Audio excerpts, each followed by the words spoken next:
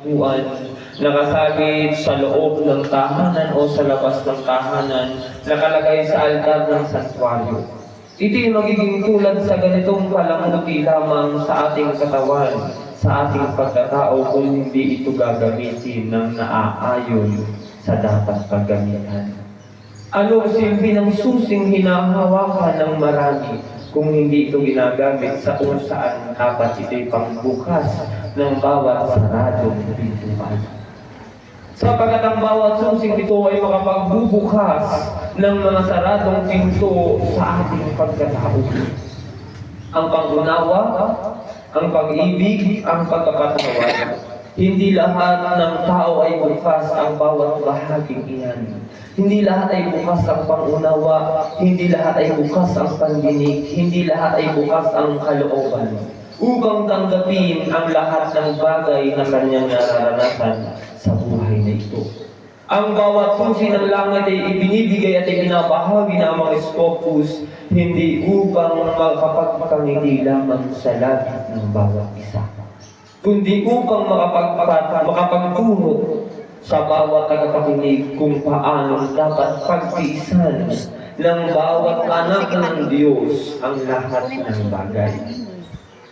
Ang anak ng Diyos ay sadyang daranas ng panlilibag, panlalait, pangdurusta ng kanyang kapwa-tao. Kaya kinakailangan maging handa ang bawat isa. Kung paano sinabi ni Amang Scopus, maging handa kayo sa bawat pagdating ng mga pagsubok. Sapagkat kalakip ng pagsubok ay ang pagtingin ni Amang Scopus sa kung ano ang nilalaman ng puso't isipan ng tao pag dumarating ang pagsubok. Na kung minsan ay hindi napapansin ng tao habang ang pagsubok ay umiiral sa looban o sa labas ng tahanan, siya'y naroon at nakatingin sa bawat dumaan sa pagsubok. Na kung minsan ay hindi tuwirang nakikita ng tao na ang Diyos ay pumapagitna.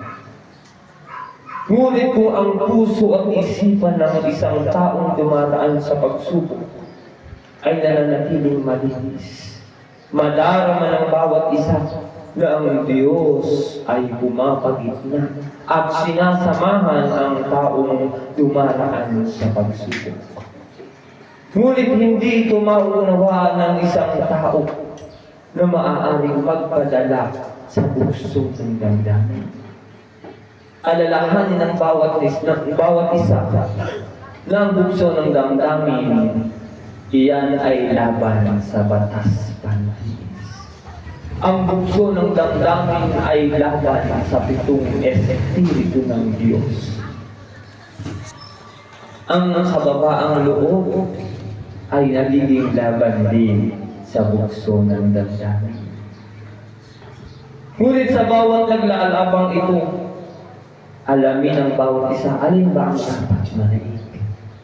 Sapagkat sa bawat pipiliin o desisyon ng tao, mayroong tayong makakamit.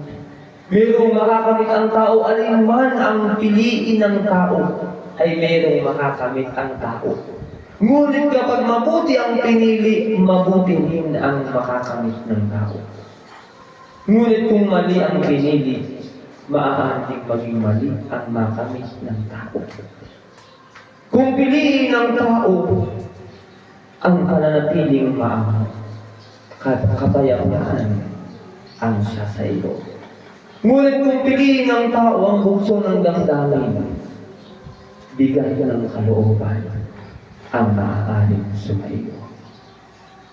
Kung ang bawat isa ay magiging bukas ang puso't isipan sa bagay na ito, gaano man kasalimuot ang sanlibutan o ang loob ng tahanan, pag-ibig pa rin ang maaaring maghati sa bawat isa sa ito.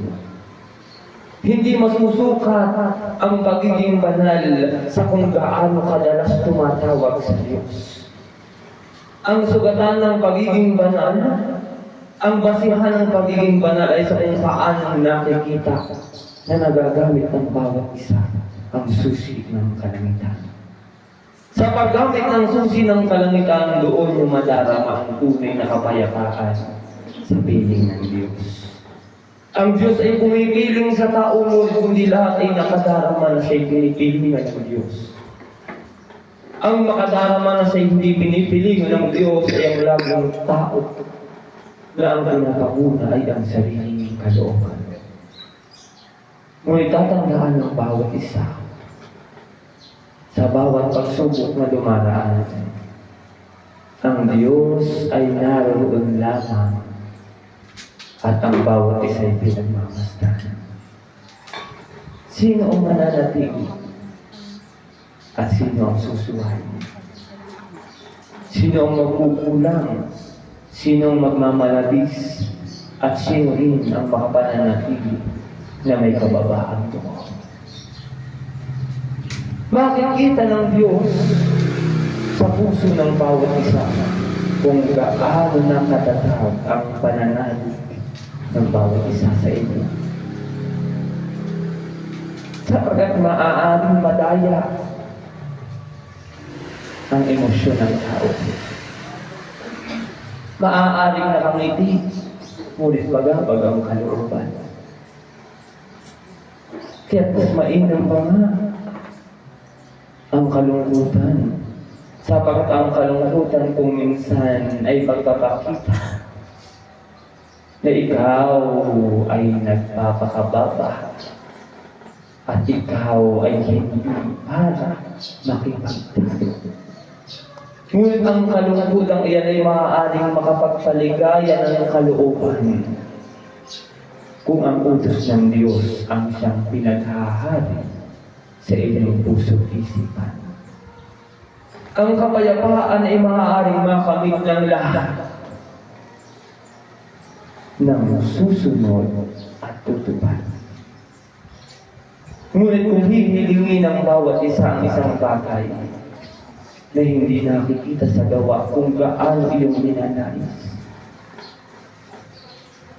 gaano man hanapin, ay hindi niyo makikita ang inyong hinahanap. Sapagkat sarado ang pintuan ng pagkakaunawa.